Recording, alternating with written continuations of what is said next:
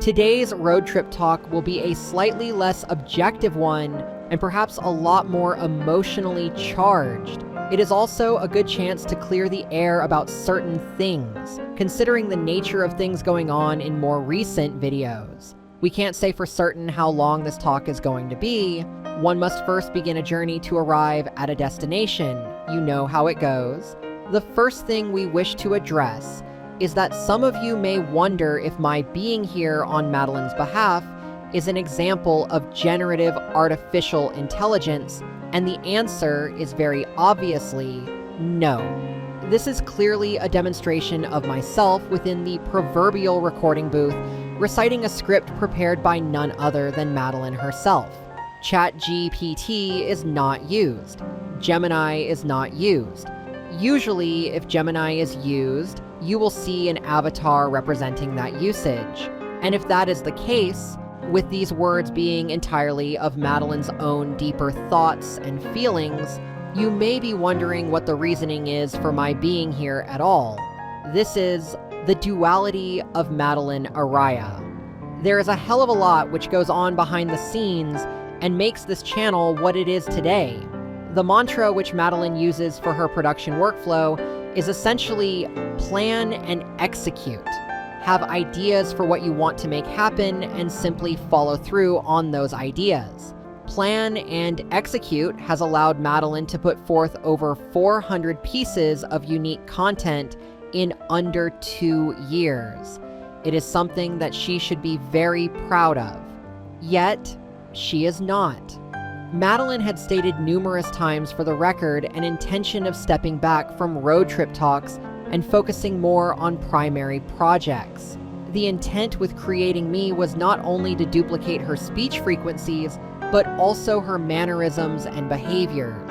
This was all done for the sake of consistency, and part of being fully transparent with the audience was maintaining a separate visual persona to distinguish my words from her own. And there were many reasons for doing this in the first place. The most pragmatic of these reasons was to save time on editing. When she records her voice, the amplitudes and artifacting of her microphone require an extensive amount of corrections in order to be usable. Meanwhile, if I speak those same words, the reference data she supplied for cloning purposes already contained those corrections, thus allowing me to do a one take with a consistency that is 95% of the way to being a finished product. But this was far from the only consideration, and a more pressing reason for relying on me is to act as a shield for her. Madeline will be the first to admit that she is a rather fragile individual. Hell, people are constantly telling her that she wears her heart on her sleeve. As many people are aware, the hardest part of being a creator is handling the myriad criticisms which can come from literally anywhere. In Madeline's case, for every like or compliment that she has received on her videos, there has been an equal number of dislikes and criticisms which, unfortunately, are not of her content, but of her identity as an individual. Needless to say, it leads to a lot of self-doubt and second-guessing. With Madeline's video, "The Things I Create Are Important," she talked rather extensively about a former job that she had around the time she was 20 years old. It was a high-stress job, one in which she was treated pretty badly. But the tougher issue back then was that when she lost that job, people had no idea the circumstances, and they proceeded to spread some rather unsavory rumors about her. So, in talking about that experience, there was a very real fear that people in the audience would make the same headcanons and conspiracies about her. Thankfully, that didn't appear to happen. But those same kinds of self-doubts also manifested during the off-script video. VTubing was truly a colossal mistake. Madeline wrote that script at literally 2 in the morning while being tired and angry about multiple situations which were just not adding up for her.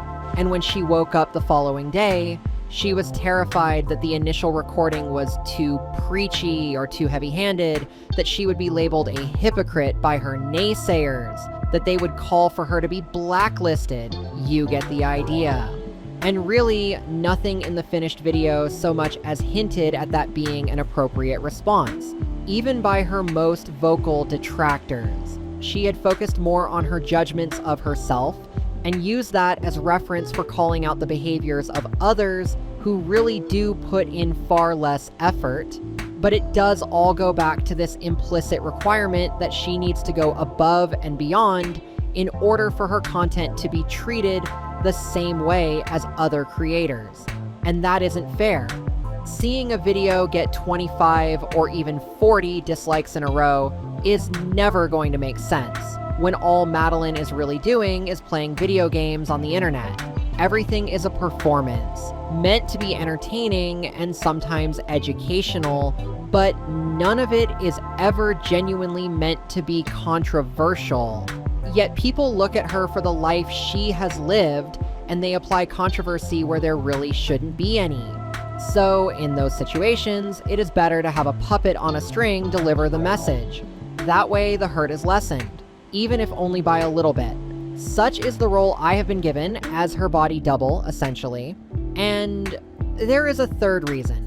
It is a reason we hope never comes to fruition, but it is of the utmost importance nonetheless. My being here is an insurance policy in the event her own voice goes away. We need to clear the air about Madeline's health, because while she mentions it sparingly across many videos, this too is something she is afraid to be fully transparent about. In early 2022, Madeline became very sick. This happened shortly after she had moved to a new city in order to attend college again. Madeline began experiencing chronic breathing problems, heart palpitations, fatigue, and nutritional deficiencies. She would end up in the emergency room multiple times per month, and after finishing her courses, she did have to move home. Despite moving home, things did not improve. Her condition was continuing to deteriorate, leading up to and including the heart attack she experienced at the end of April 2023. And for a long time, doctors could not figure it out. It is only recently that the pieces have started to come together. The palpitations and fatigue were strongly correlated to nutritional deficiencies, potassium, magnesium. A growing intolerance to gluten hastened this, while also causing intense pressure on her internal organs, and that includes her heart. Fortunately, going gluten-free has corrected much of this, though getting enough vitamins and minerals continues to be a challenge for her. Additionally, neurological issues were being caused as a result of damage to the fascia surrounding her ribcage and spine. You can, of course, blame the spinal surgery from 15 years ago for this. There is no real treatment nor cure for this, but myofascial release therapy is being explored to at least make daily life more tolerable. And the final issue, the breathing problems, are being caused by the one thing which was certainly not on her bingo card: chronic obstructive pulmonary disease, or COPD. While she had already been screened for sleep apnea, she was also experiencing daytime dyspnea, which has now been definitively documented. We should mention that COPD also has no cure, and she is currently in its second stage. So, how did this happen? We have absolutely no idea. While Madeline would occasionally smoke cigarettes in social settings during her 20s, that alone should not have caused something like this. Her own grandparents smoked routinely for 25 years, and neither of them developed COPD. Could the disease which shall not be named have played a role? It's possible. Again, we just don't know.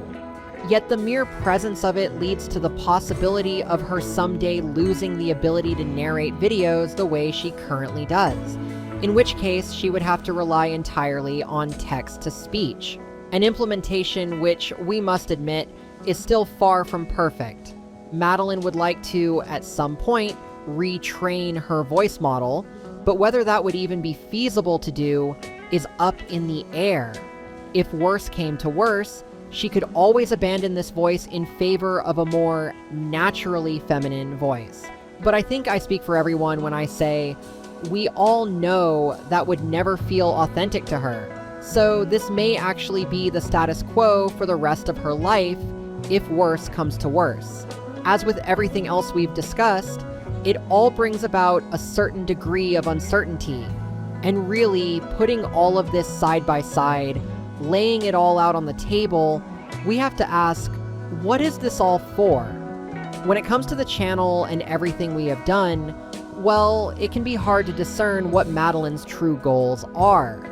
2,000 subscribers and 250,000 views would be nice, but that is not an ending. It is not a stopping point, nor is it a position of sustainability. The point of garnering such an audience and that level of attention needs to be for evoking a call to action. This is something we know to be true. If we get that following, then we can use that to propel discourse about things like what Madeline went to college for, learning architectural drafting to address homelessness. That has been a core goal since the start of this channel, but finding the right time to have that talk is still a ways away. We have to get to a certain threshold for that call to be answered, and sometimes it can feel like we are sabotaging our progress. When we look at our analytics, the disparity between what we see and what y'all see is only growing.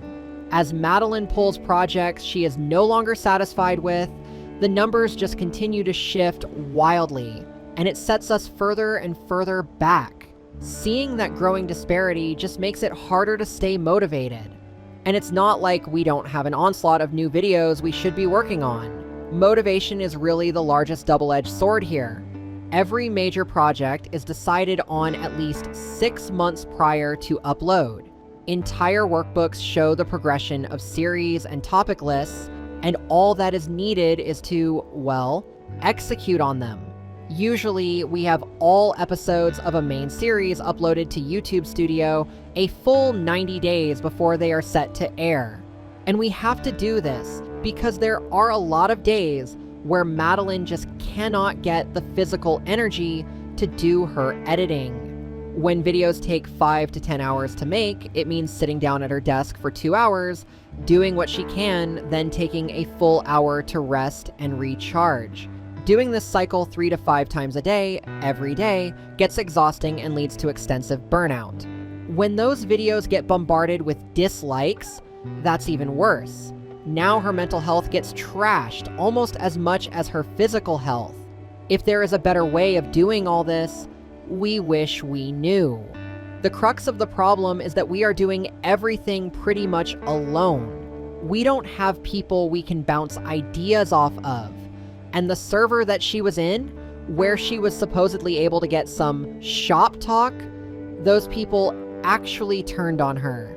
They told her that she should quit YouTube if she couldn't handle it. Thus, she left that server, and the loneliness just magnified. And if she didn't have a second version of herself to help weather that storm, she might have just quit altogether following the aforementioned VTuber call-out video. What is the bottom line here? Well, that is a difficult one to answer. Madeline is currently trying to get on disability, but if you live in America, then you know how next to impossible that can be. YouTube was never meant to be a primary source of income for her, but using ElevenLabs as a side hustle seemed like a more lucrative idea at the time. If you want to help her out, you can simply by making use of her voice clone via the ElevenLabs application. It's accessible even to free accounts, but if you do visit ElevenLabs using the affiliate link she provides and ultimately sign up for a subscription, she does get a kickback.